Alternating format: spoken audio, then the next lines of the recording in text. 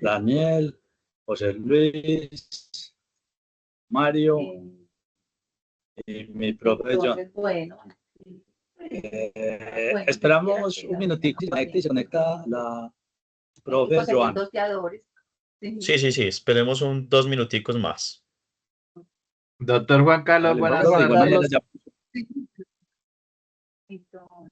¿Qué más puede Luis Fernando? Luis Fernando, acuérdese que el viernes, Dios mediante, tenemos la exposición en la Semana de la Salud en relación a los tipos de violencia. Sí, doctor, sí, señor. Ya estoy haciendo las modificaciones. ¿Listo? ¿No le han enviado el link de la conferencia? No, señor, no me ha llegado nada del correo, doctor, hasta el momento. Bueno. Listo. Okay. Entonces, esperemos un minutico para que continuemos con la segunda nueva modificación que tiene el Código de Procedimiento Laboral. Y muchas gracias al profe John Soto por brindarnos nuevamente este espacio académico que nos permite darle continuidad a la exposición que tenemos el día de hoy. Demos un segundito y empezamos.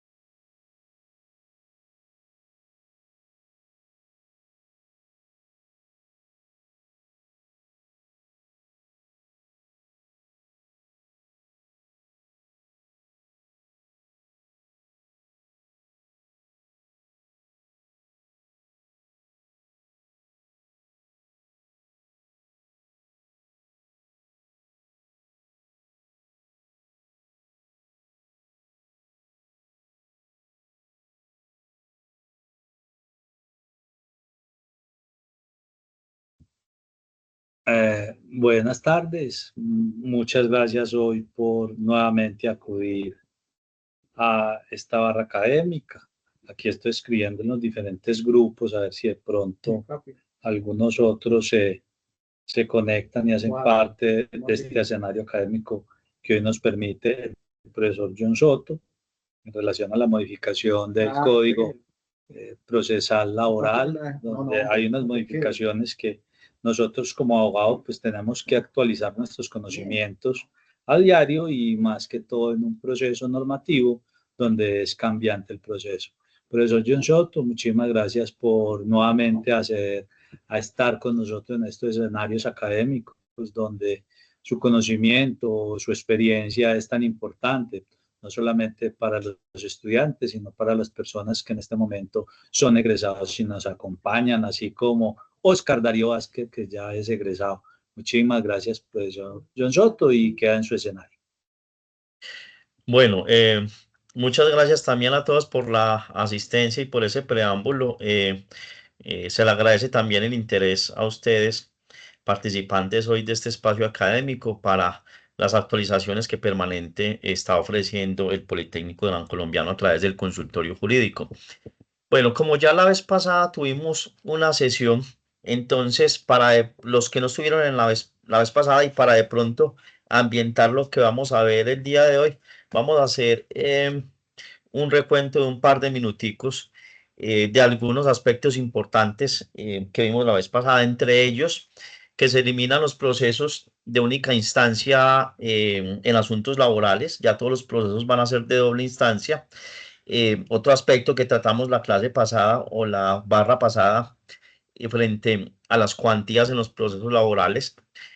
Actualmente en asuntos civiles tenemos 3 cuantías, hasta 40 salarios mínimos, la mínima entre 40 y 150 la menor y superior a 150 salarios mínimos la mayor cuantía. En asuntos laborales vamos a igualar la mínima cuantía a 40 salarios mínimos y de ahí en adelante serán asuntos de mayor cuantía en temas laborales. Frente a los requisitos para la presentación de la demanda, también hablamos algunos minutos sobre eso. Considero yo que una de las modificaciones, si bien no son muchas, frente a los requisitos de la demanda, sí me parece importante que el nuevo Código Procesal del Trabajo siento que establece una posibilidad más amigable para que las personas que no son abogados puedan litigar en causa propia, porque flexibiliza los requisitos para poder presentar las demandas.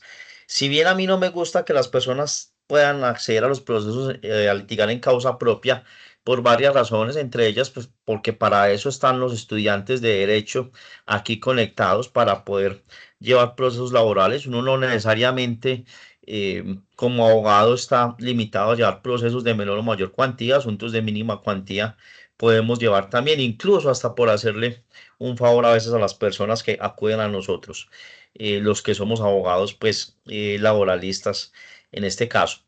No me gusta tampoco el, perdón, no me gusta tampoco el tema de que si una persona acude a litigar en causa propia, pues casi que el juez tiene que llevarlo de la mano y tiene que acompañarlo en los aspectos procesales que desconoce. Entonces, una pregunta, por ejemplo, que esté mal formulada, tendrá que el juez acompañarlo para que la formule bien o cualquier otra actuación procesal. Imagínense un recurso, como el que litiga en causa propia va a estar preparado para presentar un recurso. Entonces, existe la posibilidad, a mí no me gusta y siento que hay alternativas como los consultorios jurídicos para aquellos que de pronto tengan esa intención y no tengan con qué pagar un abogado, y está la otra alternativa que es el amparo de pobreza. Eso es pues como para dejar algunas apreciaciones frente a esa posibilidad. Sin embargo, insisto, el nuevo Código Procesal del Trabajo flexibiliza esas condiciones para que los que vayan a litigar en causa propia. Los procesos, entonces, eliminando los procesos de única instancia, ya todos los procesos serán de doble instancia independientemente de la cuantía. Si bien hasta 40 salarios mínimos tenemos actualmente alrededor de 50 millones de pesos, hoy la mínima cuantía, pues pueden haber asuntos laborales de una cuantía de un salario mínimo, como una indemnización por terminación de contrato sin justa causa. Eso me parece que es una cuantía muy pequeña también para que sea un proceso de doble instancia. Esa es la parte que no me gusta, porque considero que en muchos casos, en los asuntos laborales, pues se dejan de presentar demandas por las personas porque las cuantías son pequeñas, y ahora que un proceso tenga doble instancia de una cuantía mínima como un salario mínimo no me parece razonable. Sin embargo, dentro de las conversaciones que he tenido con jueces laborales, algunos me han manifestado que una de las cosas que les gusta del nuevo Código Procesal del Trabajo es precisamente que todos los procesos sean de doble instancia y que se elimine ese término de asuntos de pequeñas causas. Algunos lo considerarán despectivo el término de asuntos de pequeñas causas. A mí no me parece, y no me parece porque es una manera de identificar algunos procesos, y siento que el tema de discriminatorio pues no está en las palabras, sino en la intención con que se dicen las palabras, o por lo menos yo lo considero así, pero a algunos les parece que hablar de pequeñas causas no es tan bueno. Y eso tiene relación en que como no todos tenemos las mismas condiciones socioeconómicas ni las mismas expectativas, pues habrá asuntos que sean pequeños para unos y sean grandes para otros. No sé, un ejemplo, para mí, por ejemplo, una demanda por 5 millones de pesos no es tan representativa económicamente. Siento pues que eso para mí es una pequeña causa que a veces uno hasta piensa que no valdría ni siquiera la pena presentar un proceso, pero puede ser para un trabajador una causa grande que pueda ser la liquidación de varios años de trabajo.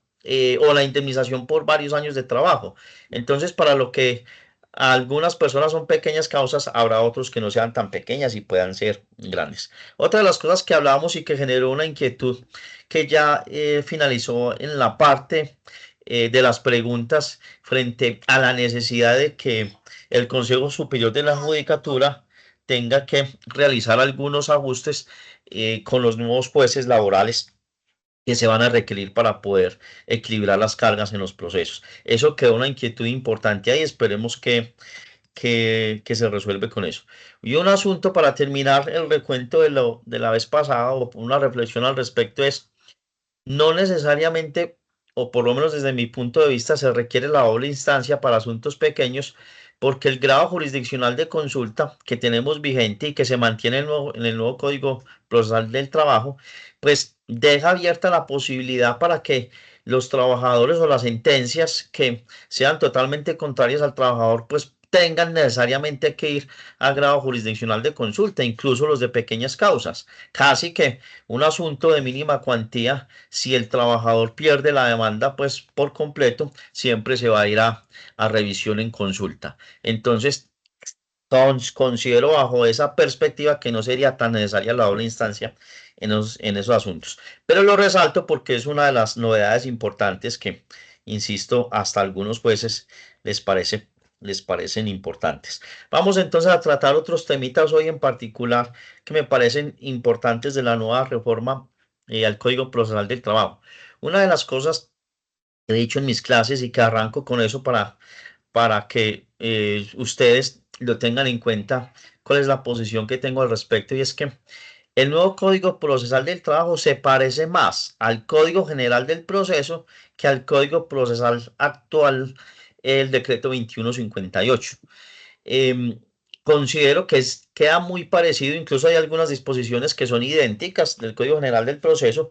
Una de las cosas que creo que ocurre ahí con la propuesta de la Sala Laboral de la Corte Suprema de Justicia del nuevo Código Procesal del Trabajo es evitar al máximo tener que hacer remisión a otras normas.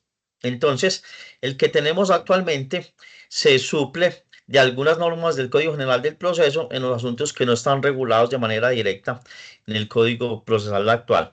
Sin embargo, en el nuevo Código Procesal del Trabajo se incluyen muchas disposiciones que actualmente están en el Código General del Proceso, y entonces se va a evitar al máximo esa remisión normativa. Casi que la idea del nuevo código es que no haya necesidad de ir a consultar otras leyes, otras normas, y dejar solamente la ley 2452 del 2005, que es el nuevo Código Procesal del Trabajo, que se expide el 2 de abril de 2025 y que empieza a regir un año después de su publicación, o sea, a partir del 2 de abril del año 2026.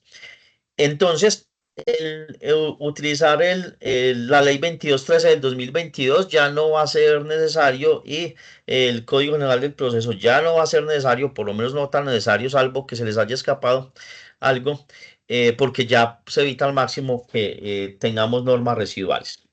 Aspectos importantes frente al derecho del trabajo y por qué no se equipara al Código General del Proceso, porque incluso han habido propuestas que tengamos un solo código para los asuntos laborales y los asuntos que regula el Código General del Proceso.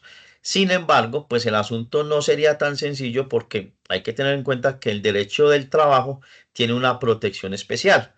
¿Por qué? Porque incluso uno de los principios fundantes de nuestra Constitución Política del 91 es el trabajo. Entonces, el trabajador, de manera particular o especial, tiene una protección especial del Estado. Y por eso es que en las normas no solo sustantivas, sino procesales del trabajo, pues hay unas consideraciones en favor de esa parte débil de las relaciones laborales, y por eso no se podría equiparar con otros códigos adjetivos. Hay algo interesante frente al tema de las asignaciones de competencia en los jueces laborales. Como la mayoría de ustedes los conocen cuando se habla del factor de competencia territorial, existen unas reglas de competencia para asignar a los jueces, bien sean asuntos laborales, en el último lugar de prestación del servicio o en el domicilio de la parte demandada, que en la mayoría de los casos es el empleador. En asuntos civiles existen otras reglas más de competencia del factor territorial para determinar dónde hay que presentar la demanda.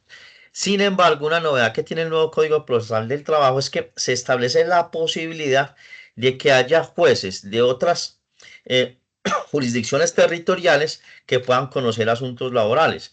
Y esto atendiendo a la carga laboral que tengan. Entonces, un asunto que se radica ante un juez laboral bajo las reglas de competencia territorial, insisto que básicamente son dos, el domicilio del demandado y el último lugar de prestación del servicio, se podría redistribuir, perdón, un asunto de esos a otro juez laboral en el territorio colombiano que tenga menos procesos y que pueda conocer del asunto por medios electrónicos.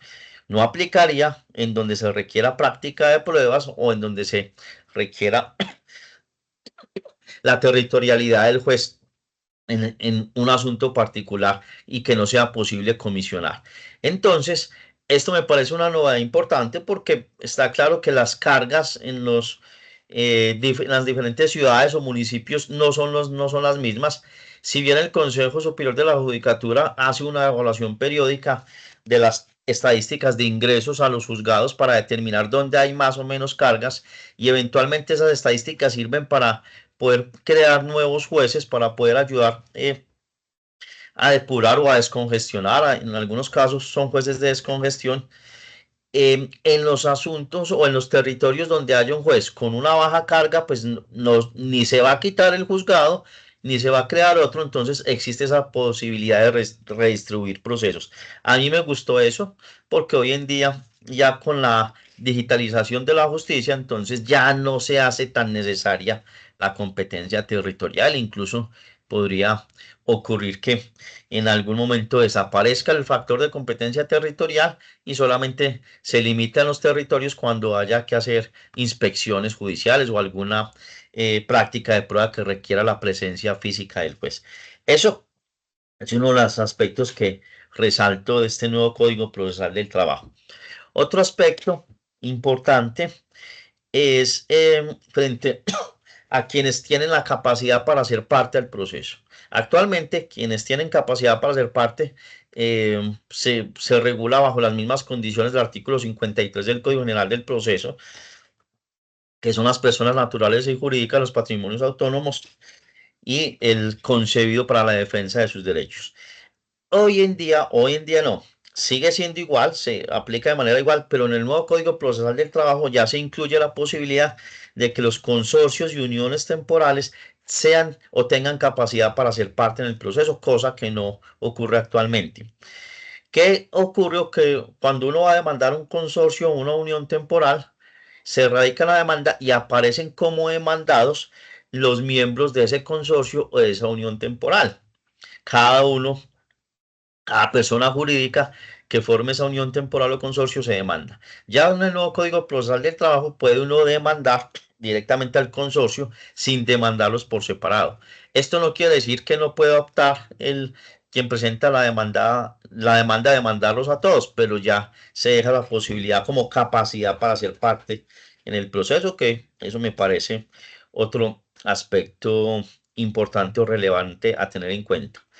Frente a la parte de principios, en lo que tiene que ver con principios, pues antes de hablar de principios, que todos los códigos o la mayoría en su parte inicial se refiere a algunos apartes a la principialística, hay que hablar primero del principio de prevalencia de los principios y normas rectoras. ¿Qué quiere decir esto? Puede existir en el código algún vacío, alguna oscuridad, alguna antinomia, alguna norma en general de difícil interpretación. Y cuando esto ocurre, pues, ¿cómo se resuelve? Con los principios que determina cada código, en este caso el nuevo Código Procesal del Trabajo, en sus acápites iniciales.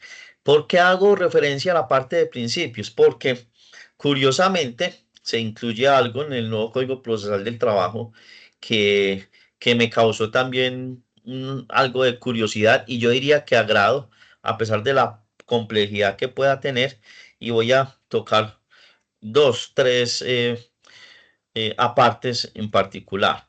Por ejemplo, en el artículo 3 del nuevo código, dice que el juez en sus decisiones aplicará fórmulas de justicia retributiva, compensatoria, restaurativa y terapéutica con el fin de concertar medidas de reparación y reconstrucción positiva de las relaciones.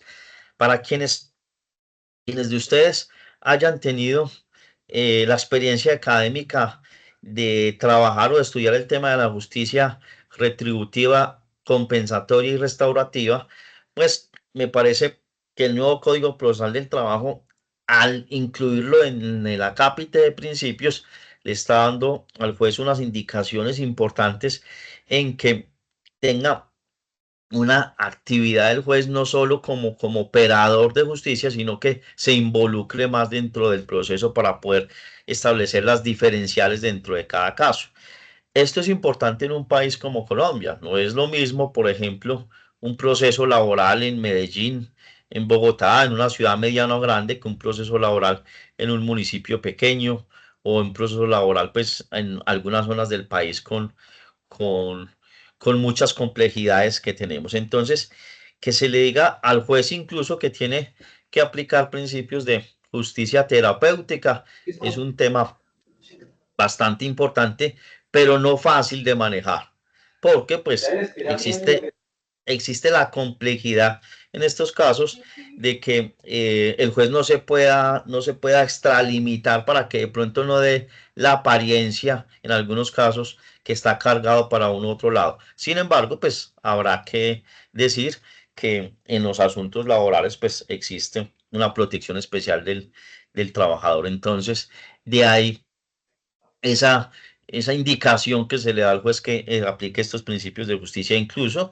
en en los cursos que hace la Escuela Judicial Rodrigo Lara Bonilla para actualización de los jueces, ya se está hablando mucho de estos modelos de justicia.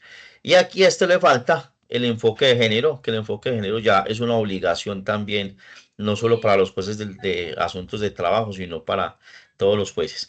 Eso es lo que tiene que ver con eso que me pareció importante. Existen, por ejemplo, eh, otros aspectos importantes. La inmediación, el artículo 5 del nuevo código.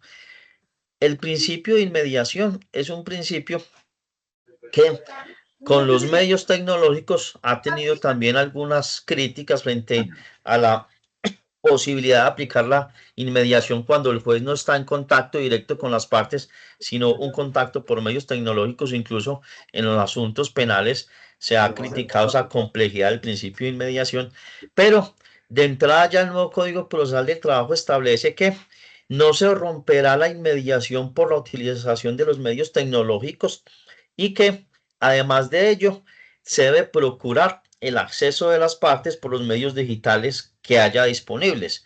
En caso tal de que hayan algunas zonas donde no se pueda acceder por medios digitales, pues no quiere decir que no se le pueda o no se tenga que otorgar las garantías a a las personas que tengan necesidad de acudir a un proceso y que no tengan facilidad de conexión. Siempre pues se deja claro la posibilidad de que tengan las garantías de acceso.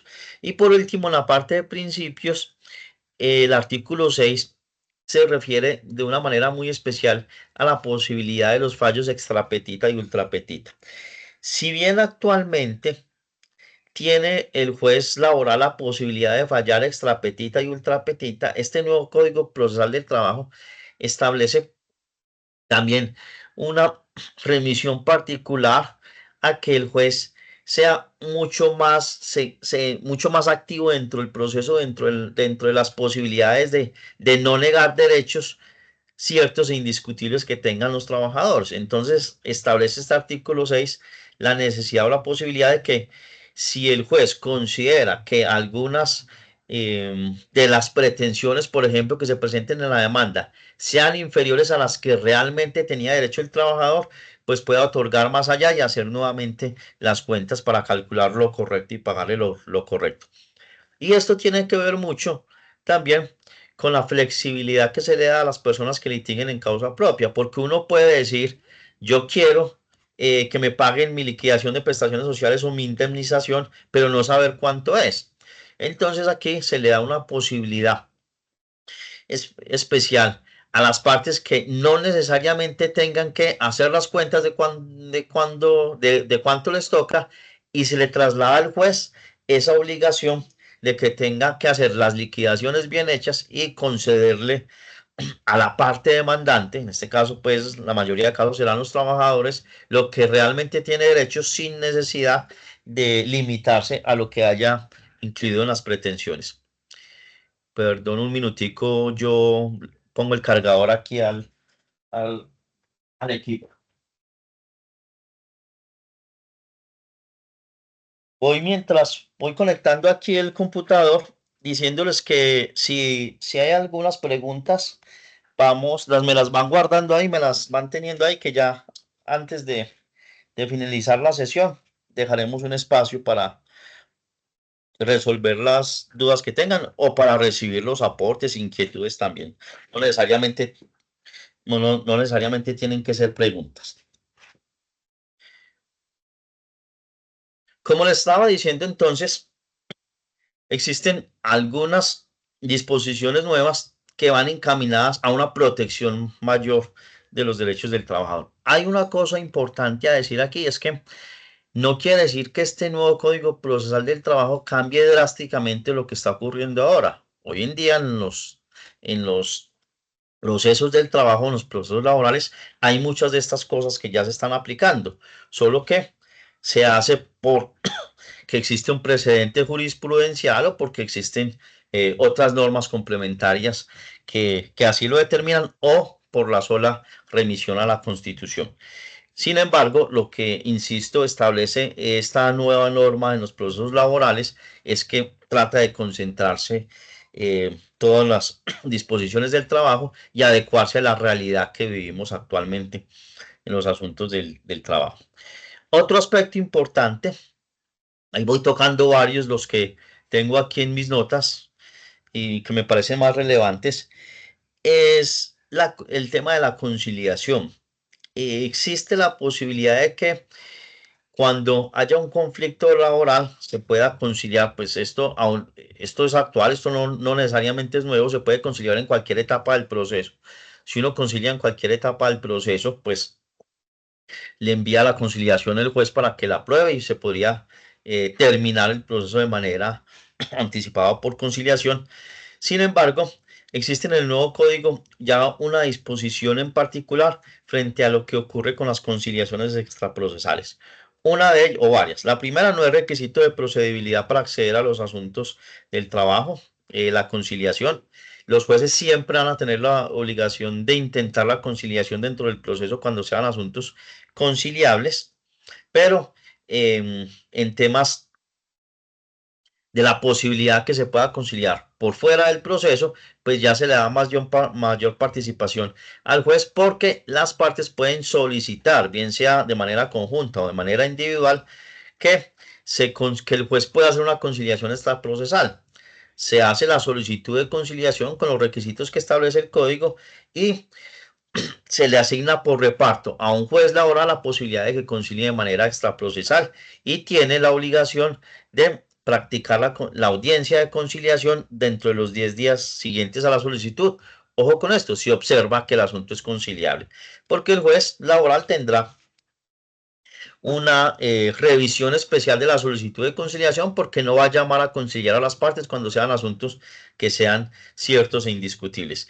Esto me gusta porque se abre la puerta para que los demandantes o los reclamantes de algún asunto laboral puedan acudir directamente al juez, pero no necesariamente para radicar una demanda, sino para conciliar.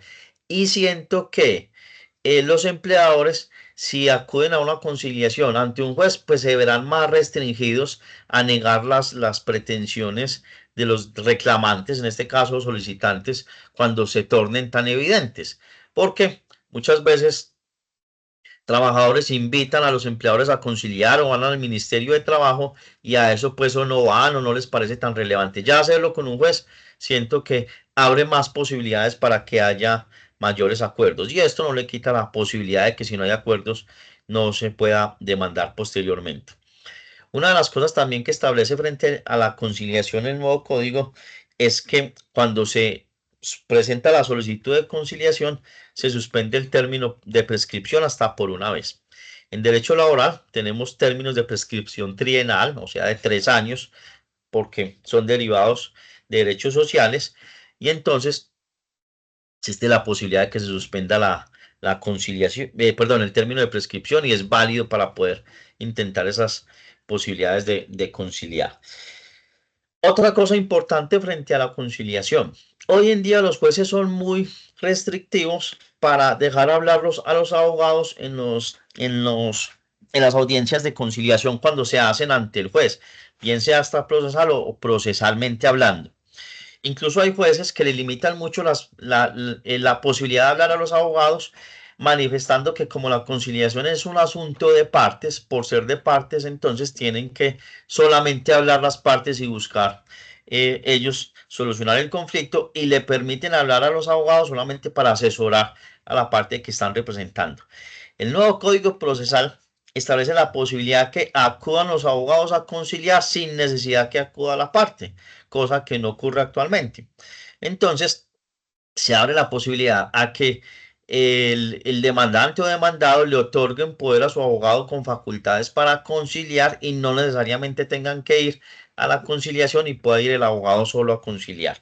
Esto me parece razonable porque en últimas el abogado pues sabe que es lo que le conviene a su cliente y tendrá también unos límites en que moverse para determinar si concilia o no concilia, y tendrá también la posibilidad de presentar su discurso en las etapas de conciliación para poder convencer a la contraparte. Entonces, esa parte me parece buena y ya no existirían las sanciones procesales por la asistencia de las partes a la conciliación.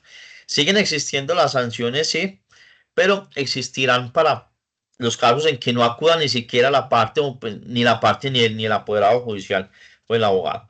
Eso frente a la conciliación. Y el, por último, en la conciliación procesal se le da relevancia a las etapas de la audiencia inicial, que la conciliación es lo primero que se hace.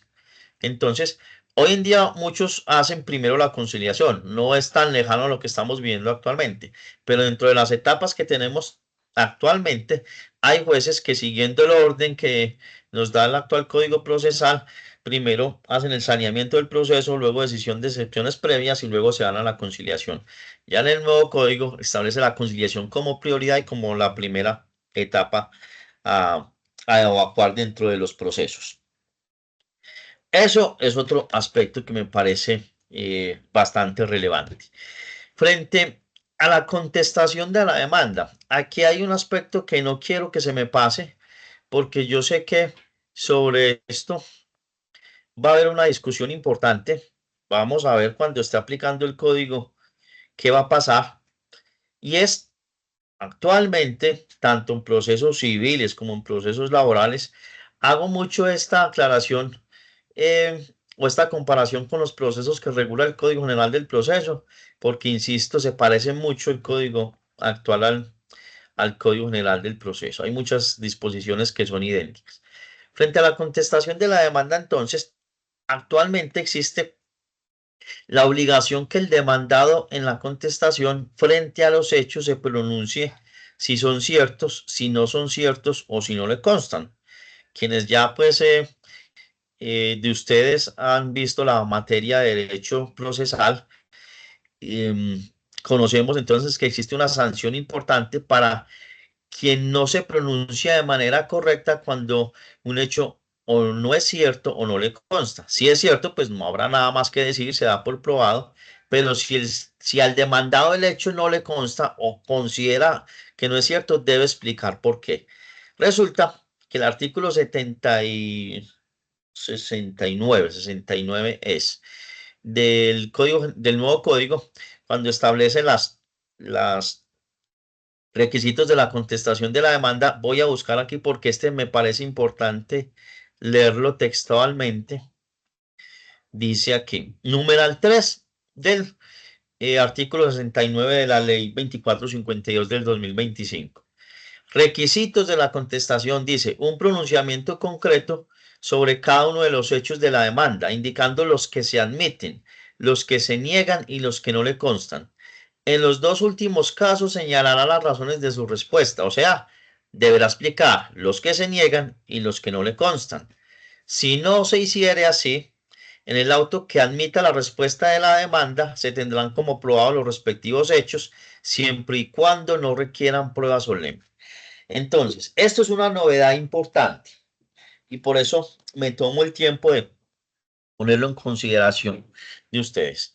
Lo primero es, cuando dice que siempre y cuando no requieran prueba solemne, se está refiriendo a que no exista para ese hecho en particular que se niegue una prueba que exija tarifa legal. Por ejemplo, en la que se requiera un registro civil de nacimiento. Pues si se niega el hecho, ese no tiene la sanción en particular porque para eso pues se solicitará que se aporte o que se tenga, por cierto, lo que esté en el registro civil de nacimiento. Casos que son muy pocos en los que se requiere prueba solemne o prueba tasada.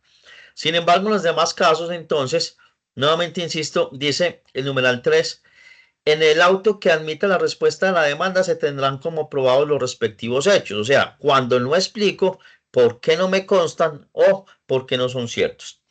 Esto es importante porque actualmente, si bien existe esa sanción procesal, lo que ocurre es que eso se deja para la fijación del litigio y la fijación del litigio que se evacúa en la audiencia inicial. Entonces, si una parte manifiesta que un hecho no es cierto, no le consta y no explica de buena manera, entonces, en la etapa de fijación del litigio, pues si el demandante considera que ese hecho se debe dar por probado, pues se lo manifiesta así al juez. Si el juez, en la respectiva fijación, cuando el juez lo hace, no lo determina o no lo da por cierto, no lo da por probado. Ahora, desde el mismo auto que admite la contestación de la demanda, el juez tiene la obligación de determinar si los da por ciertos o no los da por ciertos o por probados, como dice el artículo.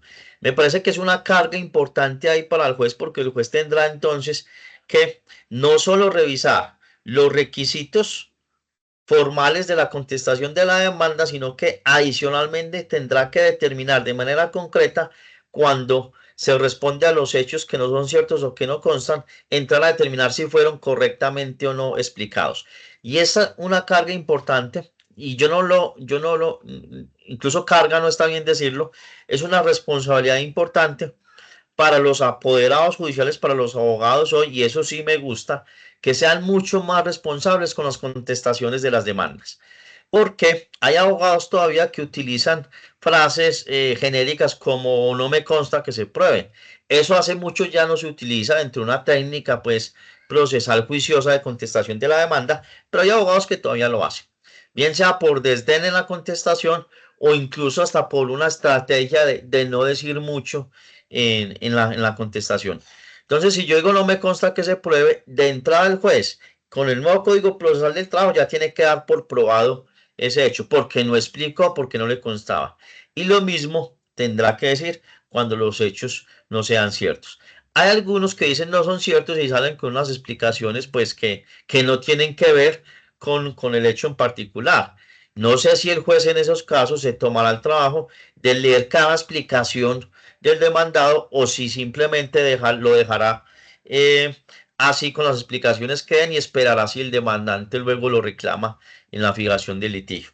Pero eso sí me parece importante. ¿Y qué pasará entonces si el juez da por probados hechos que el demandado considera que sí contestó bien y que se explicó? Entonces, eso va a ser importante, una discusión importante cuando empecemos con el nuevo código procesal. Les dejo esa inquietud para que lo tengan en cuenta, pero insisto, me gusta porque le da una responsabilidad importante al abogado que sea muy juicioso en la contestación de la demanda. Bueno, seguimos aquí dentro de las novedades que considero importantes frente a la parte probatoria. En la parte probatoria, el capítulo pruebas del nuevo código es casi idéntico al Código General del Proceso. Antes lo que teníamos era un capítulo de pruebas corto, o tenemos actualmente un capítulo de pruebas corto en el Código Procesal del Trabajo, y ese capítulo de pruebas hace una remisión normativa directa a que de manera subsidiaria se utilice el Código General del Proceso en lo que no esté contemplado en el Código Procesal del Trabajo. Ya en el nuevo código se traslada el capítulo de pruebas del Código General del Proceso, lo traslada al nuevo código, lo deja casi idéntico, entonces ya no habrá necesidad de esa remisión normativa. Y digo casi idéntico porque habrá unas cositas menores que cambien ahí. Por ejemplo, el artículo 128 del nuevo código habla concretamente de la carga dinámica de la prueba. Esa carga dinámica de la prueba, que es un asunto sobre lo que hay literatura muy extensa sobre el tema, la contempla el Código General del Proceso, pero no la contempla como un título en particular de carga dinámica de la prueba, sino que dice que se podrán distribuir las cargas probatorias hacia la parte o la parte que esté en mejor condición de probar un hecho, y eso pues lo interpretamos como la inclusión de la carga dinámica de la prueba en los procesos regulados por el Código General. Pero el nuevo Código Procesal del Trabajo establece de manera directa el artículo 128 como título. El artículo 127 del precedente habla de la necesidad de la prueba. Y dentro de la necesidad de la prueba, entonces establece la carga de la prueba o la carga estática de la prueba. Pero el artículo 128 ya habla de manera concreta de la carga dinámica de la prueba. Y eso es un asunto que igual lo utilizamos hoy en día en los procesos del trabajo, porque cuando se presenta la demanda, existe también la posibilidad que de entrada el demandante, dentro del capítulo de pruebas a solicitar, disponga cuáles son las pruebas que están en poder de la parte demandada para que los aporte. Y la parte demandada tiene que aportar las pruebas solicitadas con la demanda y que tengan en su poder, porque de no hacerlo, pues puede ocasionar una causal de inadmisión de la contestación de la demanda. Hoy en día lo hacemos, pero insisto, el nuevo código lo establece de manera muy concreta, eso sí, trasladando casi los mismos términos del Código General del Proceso. A mí me gusta que se hable de carga dinámica de la prueba, considero que es un término que en la academia ha sido suficientemente expuesto, a pesar de que hay algunos académicos en derecho probatorio que no están muy de acuerdo con ese término de la carga dinámica. Entre ellos escuché en alguna conferencia hace algunos días a un magistrado del Tribunal Superior de Medellín, que no estaba pues como muy de acuerdo con ese término de la carga dinámica de la prueba. Pero a mí me gusta y como les digo, me parece bueno que lo hayan incluido dentro del nuevo Código Procesal. Haciendo nuevamente referencia a las disposiciones que trae el Código del Código General del Proceso, tengo algunos aquí, algunos daticos para contarles. Cuando se habla de los otros intervinientes en los procesos civiles, los traslada muy parecidos al nuevo Código Procesal del Trabajo, hablando del litisconsorcio, de la intervención excluyente, de la coadyuvancia, del llamamiento en garantía. Lo trae casi idéntico. Es por eso pues que insisto que incluye muchas disposiciones del código. El artículo 73, por ejemplo, las excepciones previas. El Código General del Proceso en el artículo 100 contempla las excepciones previas, y en procesos laborales las hemos presentado o las presentamos constantemente, pero como no están en el código actual, entonces nos vamos para las del artículo 100 del Código General del Proceso. Sin embargo, ya el artículo 73 del nuevo código establece un capítulo de excepciones previas, y les digo una vez, son idénticas a las del Código General del Proceso, que incluso yo considero que no todas son aplicables en asuntos laborales, pero de todas maneras creo que no se ponen mucho pues como en la tarea de revisar cuáles y cuáles no, sino que las traen de manera idéntica. El capítulo de nulidades, el artículo 92 del nuevo código también es casi idéntico al Código General. Las causales de recusación, cuando hablamos de impedimentos y recusaciones, las del artículo 141 del Código General se trasladan al artículo 99 del nuevo Código Procesal del Trabajo, casi también que de manera idéntica. Y habrá muchas disposiciones que son, insisto, el traslado de las normas del Código General para evitar al máximo el tema de esa remisión normativa. Frente al tema de los asuntos cuando la parte demandada sea una entidad pública. Hoy en día, ¿cómo funciona el tema? Es necesario realizar la reclamación administrativa ante la entidad pública, que se hace pues por regla general con un derecho de petición, y ante la negativa a esa reclamación administrativa se presenta la demanda en el mismo lugar donde se hizo la reclamación administrativa. Hay que aclarar esa parte en que, como hoy en día la mayoría de entidades públicas pues tienen la posibilidad de que esas reclamaciones se hagan con un formulario electrónico desde cualquier parte, entonces se presumirá que la reclamación se presentó en el lugar que diligenció la parte que la haga de sus datos de ubicación, y ahí se presumirá que se hizo. Pero el nuevo código establece que si bien hay que hacer la reclamación administrativa cuando se pretenda demandar a una entidad pública, también establece seguidamente que no será un requisito de procedibilidad, o que no es un requisito de procedibilidad. A mí me queda ahí como la incertidumbre. Si el código dice, hay que hacer la reclamación, pero no es requisito de procedibilidad, entonces, ¿hay que hacerla o no hay que hacerla?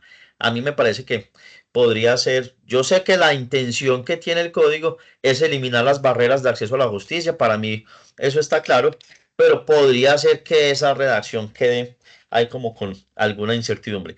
Sin embargo, si el asunto lo hace un abogado, pues uno como abogado sabe que lo primero que hace es intentar ante la entidad que le concedan el derecho, y si no presenta la demanda. No creo que se vaya a dejar de hacer, salvo que ahí sí sea para los casos que litiguen en causa propia, que no lo pongan en trabas de hacer reclamaciones y que puedan presentar demandas de manera directa sin exigirles eso como requisito de procedibilidad. Tal vez por ese lado lo encontraría razonable, no tanto pues como por otros. Frente al tema de las notificaciones, si bien existe o existía un régimen de notificaciones antes de la ley 2213 del 2022, ahora se incluye entonces la posibilidad de notificación electrónica en el nuevo código ya directamente sin tener que acudir a la ley 2213. El artículo 209 del nuevo código procesal habla de la notificación electrónica. Esa me parece razonable que se incluya la actualización, lo que estamos viviendo ahora. No dejan de existir los tipos de notificaciones, la notificación personal, que ahora se va a hacer es por medios electrónicos, sin que se niegue la posibilidad de que si no hay medio electrónico se pueda hacer de manera física, como lo hemos hecho tradicionalmente, que se enviara una citación para la que el demandado vaya al juzgado y se notifique personalmente, y en caso de que no vaya, presentar el aviso o enviar el aviso. Eso se sigue haciendo, o existe esa misma posibilidad, la notificación personal o los medios subsidiarios que serían el aviso, el emplazamiento o la conducta concluyente. Y las notificaciones, cuando ya la parte compareció al proceso, seguirán siendo igual como son ahora, en estrados y por estados. Pero, insisto, se deja clara cómo es el medio de notificación electrónico, que también les digo, es idéntico a lo que se establece en la ley 22.3, o sea, lo recoge y lo incluye en la nueva ley. Frente a los recursos, puede ser que haya un cambio pequeño en los términos de los recursos. En los asuntos laborales teníamos un término de 2 días para un recurso de reposición y un término de 5 días para un recurso de apelación.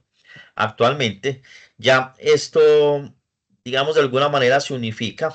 Los recursos en el nuevo Código Procesal del Trabajo serán 3 días, o será el término de 3 días para el recurso de reposición. Para el recurso de apelación será de 3 días cuando se trate de autos, y será de 5 días cuando se trate de sentencias.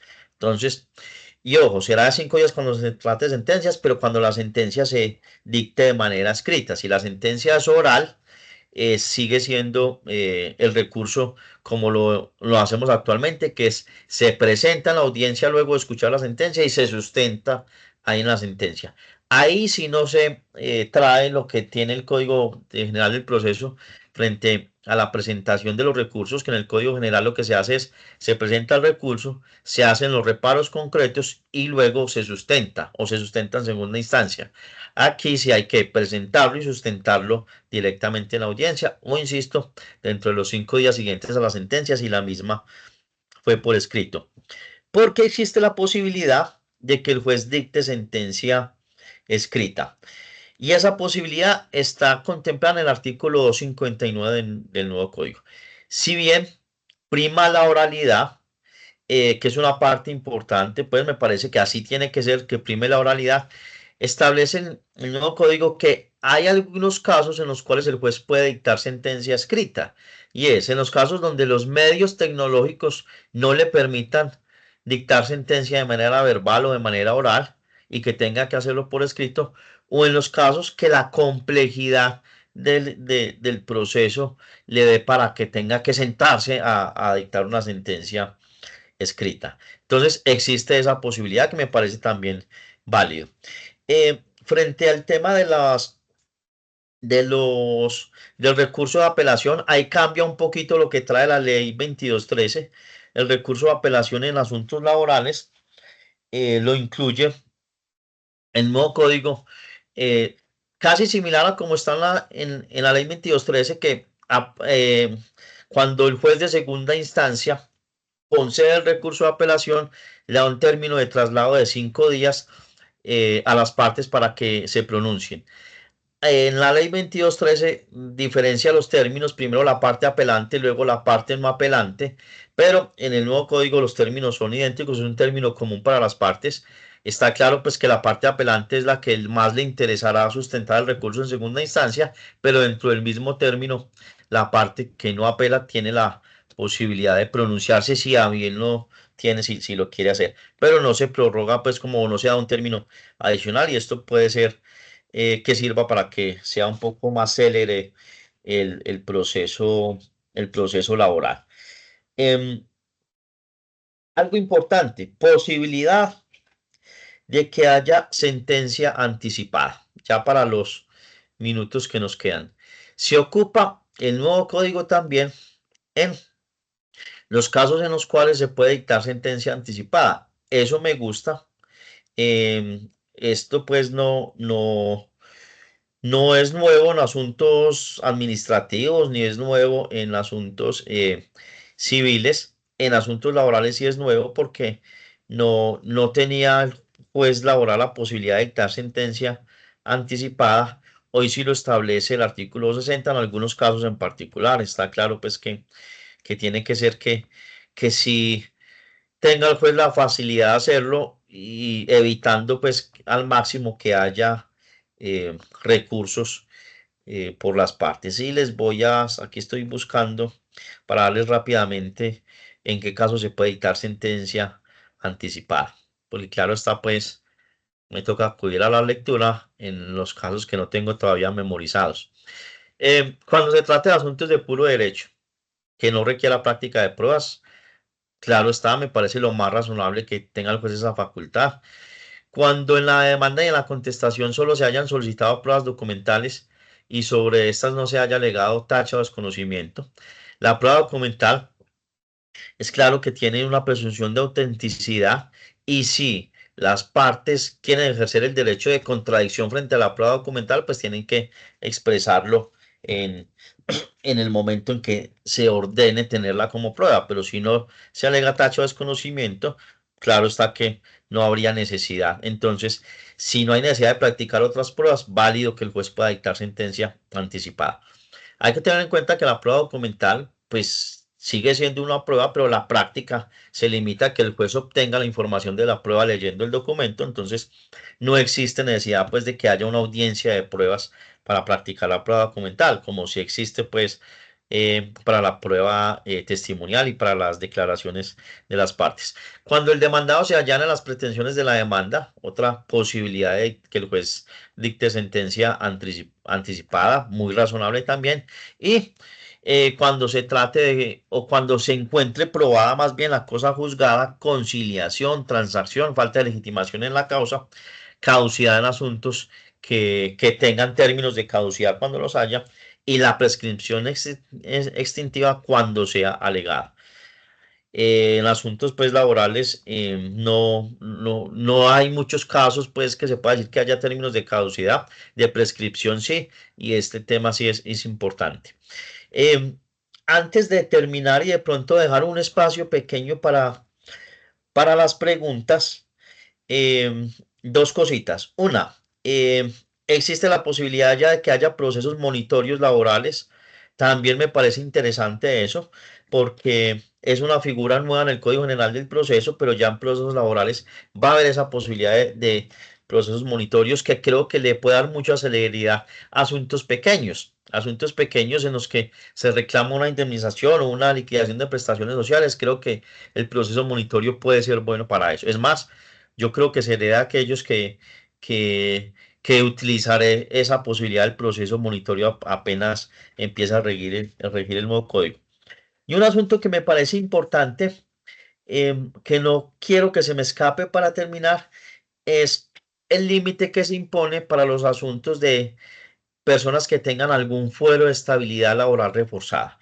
Esas personas que tienen fuero, hoy en día se presentan muchas demandas laborales por fueros de estabilidad laboral reforzada, pero esas demandas tienen un gran problema para las empresas por los términos de prescripción. ¿Por qué? Porque como actualmente la parte afectada tiene hasta 3 años para presentar la demanda, y la consecuencia de esos procesos es la ilegalidad del despido con el consecuente reintegro y pago de todos los salarios y prestaciones dejados de recibir. Entonces, una persona, por ejemplo, que considere que el despido es ilegal, si se espera 3 años para presentar la demanda, que incluso lo podría hacer maliciosamente, casos se han visto, entonces arranca ya presentando la demanda con 3 años corridos, que sería una consecuencia gravísima para el empleador, porque serían 3 años de salarios y prestaciones que tendría ya acumulados, más el tiempo que se demore la resolución del proceso. Para estos casos en particular se otorga un término de 6 meses para poder presentar la demanda, y a mí eso me parece muy bueno, porque si alguien considera que hubo un despido ilegal, pues para qué esperar 3 años, y creo que el término de 6 meses es muy razonable, y eso implicaría de pronto más posibilidades de llegar a acuerdos, pero que no haya una carga tan grande para la parte demandada en caso tal de que pierda el proceso. Eso pues como otros aspectos importantes. Muchas cosas que decir, pero traté de contarles lo que a mí más curiosidad me ha causado. Ahora sí, no sé si hay unos minuticos, si alguien tiene alguna pregunta que estemos en capacidad de responder, y terminamos. Puede ser pregunta o puede ser comentario. Alguien dirá, a mí me parece importante esto, válido. Hernán Darío.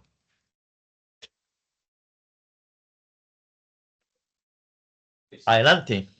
Profesor John Freddy, con las buenas tardes para usted y los demás compañeros. Pues de antemano nuevamente agradecerle todos estos espacios y escenarios tendientes a fortalecer el conocimiento. Pues yo debo advertir inicialmente como comentario, y eso ya lo hemos debatido mucho también en clase, y es que en materia laboral creo que estábamos anacrónicos en el sistema procesal, tanto en materia laboral como procesal laboral.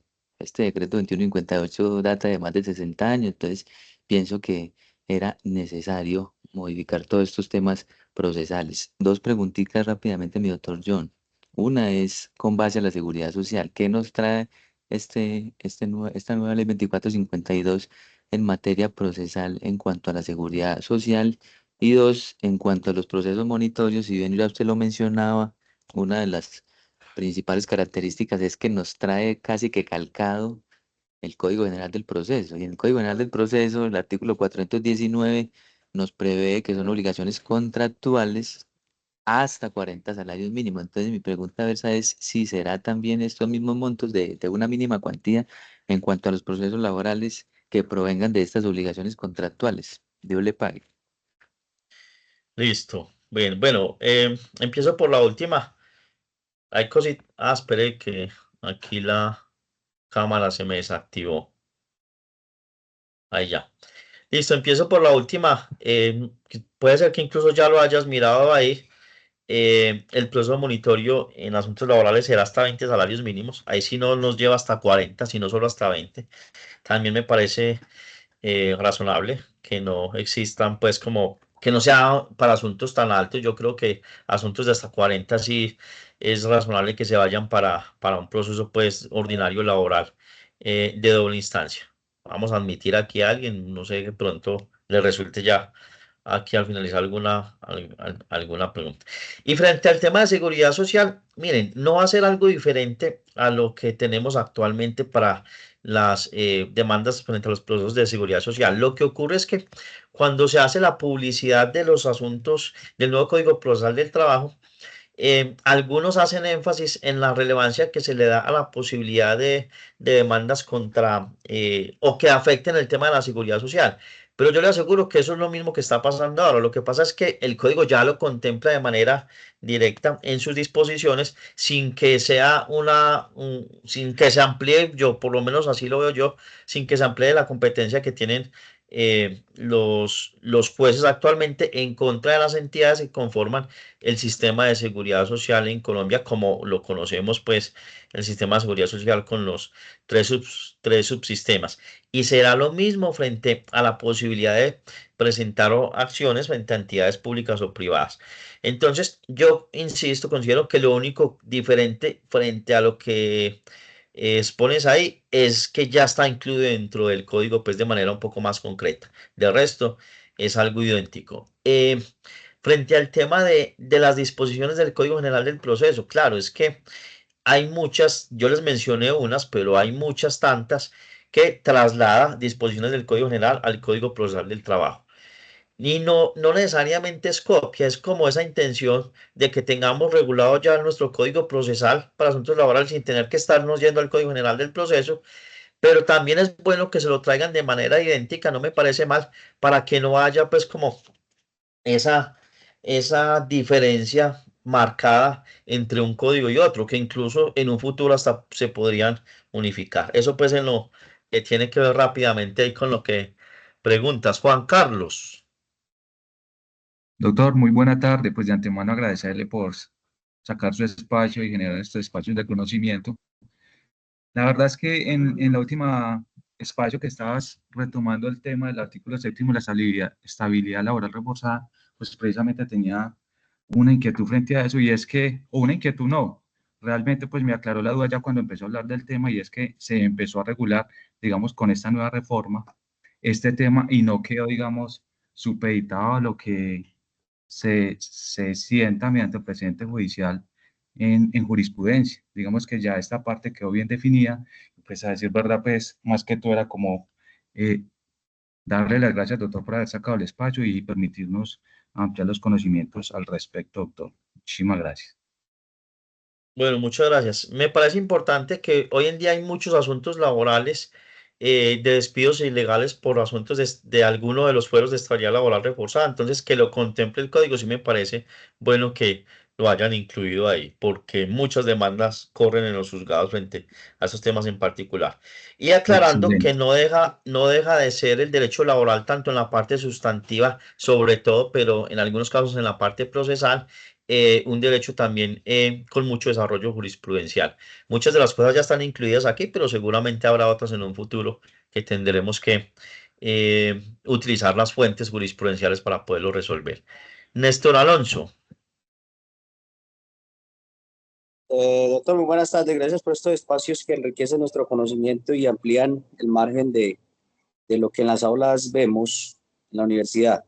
Doctor, algo que usted pronto se le olvidó mencionarnos un poquito fue sobre la plataforma del Sistema Integrado Unificado de Gestión Judicial, que es muy importante a nivel de la erradicación pues, de las demandas, las contestaciones, los memoriales, todos los actos procesales que tienen que estar ahí subidos en debida forma en la plataforma porque no aceptan nada que sea al correo del juzgado, sino que todo tiene que ser por esa plataforma. Incluso pues con usted estoy llevando un caso de una demanda laboral que por problemas que he tenido pues con la plataforma me aceptaron algunos ahí por el correo, pero ya ahora todo tiene que ser por medio de la plataforma. Entonces es muy importante pues que nosotros que estamos ya ya para salir pues de egresados de la universidad, y también para los que en este momento están estudiando, que conozcan la plataforma, que es muy importante, doctor, para que no vayan a tener problemas con de pronto que se le hayan vencido términos o no hayan contestado la demanda, o se le hayan vencido los términos de la subsanación si hay una inadmisión y todas esas cuestiones, doctor. Bueno, mira, el comentario me sirve para contarles algo o para dejarles un tipcito ahí como prevención.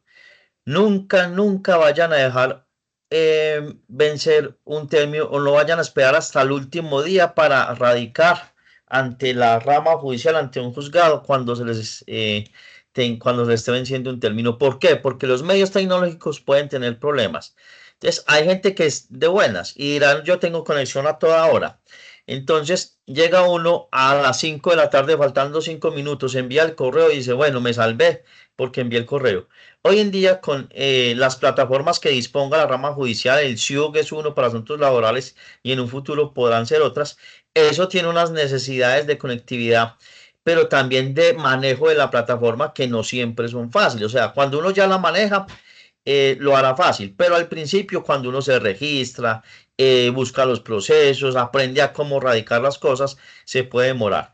Si uno deja para el último día y tuvo algún problema, algún fallo que no le dejó radicar, entonces no le va a aceptar el juez como excusa después, no, es que en la plataforma no me dejó, salvo que uno tenga la posibilidad de mostrar de manera técnica que fue un error de la plataforma y no de uno, y no es tan fácil. Entonces, recomendación, no dejar para el último día, por lo menos marcar en su calendario un día antes del vencimiento de cualquier término, cosa que tengan ese día de gabelita o de gracia para poder resolver cualquier inconveniente, no solo técnico, sino personal u otro.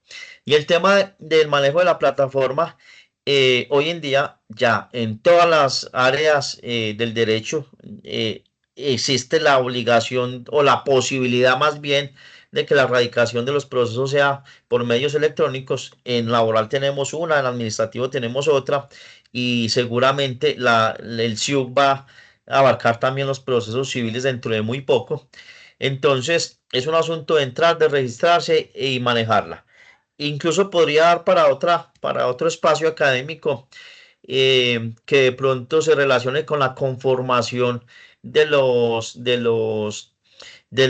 procesos, de las demandas, temas de presentación, temas de algunas herramientas tecnológicas que le sirven a uno para radicar, como aquellas que sirven para unificar PDFs o para editar.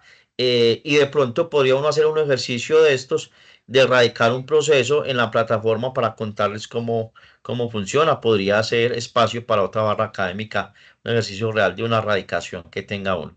Lo dejaré ahí como sugerencia para una próxima, ¿listo? Y ya finalicemos con la última porque ya se nos acabó el tiempo y tenemos que ir a clase ahorita a las 6:30. Germán Benavides, que el último que veo con la mano levantada. No, y ese egresado, Germán, ¿usted qué? ¿Dónde estaba, hermano? Hable a ver. O si era solo para las felicitaciones, listo. Cerramos ahí. Ah, no, Germán como que güey alzó la mano. Ah, bueno. No, No, entonces bendito ya Dios. podemos cerrar. Mi profe, Doctor, lo muchas gracias, muy primero amable por ese es espacio. darle el agradecimiento por brindarnos este espacio con su conocimiento, su experiencia en relación a todos estos procesos y modificaciones que ha traído la nueva legislación que entra en vigencia ahora el 1 de enero del 2026. Creo que siempre nos pasa lo mismo, mi profe. Iniciamos con unos procesos académicos, unos conocimientos, el legislador en aras de actualizar, modificar o volver más célere la justicia siempre hace estos actos legislativos o estas normas que permiten modificar estos códigos que cree uno que son para mejora. Y así lo hace, así lo evidencia mi profe, que posiblemente va a mejorar el sistema judicial en esta funcionalidad o en esta función que cumple el juez laboral, y solamente lo vamos a ver en el paso del tiempo, si va a ser de esta manera. Yo le agradezco mucho su tiempo, su conocimiento y esta disposición que tiene para con nosotros. En nombre de la doctora Diana Botero y Joana Marcela, que son nuestras directoras y la directora del consultorio, le agradezco mucho el espacio y el conocimiento. Y muchachos, muchas gracias por sacar este tiempo y este espacio para estar comprometidos con el conocimiento y con las actualizaciones que buscamos dar en estas barras académicas. Venimos, si Dios quiere, la próxima semana para hablar sobre las pruebas digitales que se pueden extraer de estos aparaticos que le gusta tanto a ustedes, el Black Mirror, el espejo negro. Entonces, bienvenidos muchachos, y están invitados nuevamente a este proceso. Mi profe, mil gracias, solamente agradecimientos por su conocimiento y la disposición y el tiempo. Bueno, gracias a todos por la asistencia y feliz tarde para todos.